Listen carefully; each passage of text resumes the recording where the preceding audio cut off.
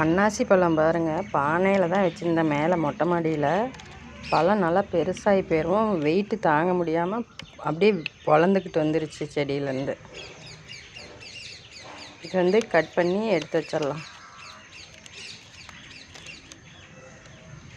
இந்த பானையில் இந்த செடி இந்த அன்னாசி பழம் 3வது டைம் நாங்கள் பறிக்கிறோம்.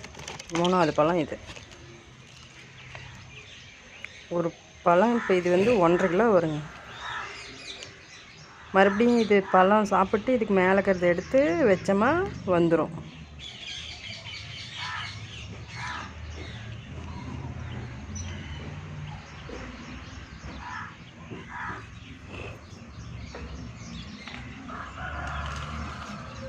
அப்படியே மற்றதில் இருக்கிறதும் பூ வச்சிடும். பெருசாகிக்கிச்சு செடிங்க. பானையில் தான் வச்சுருக்கிறேன் நான்.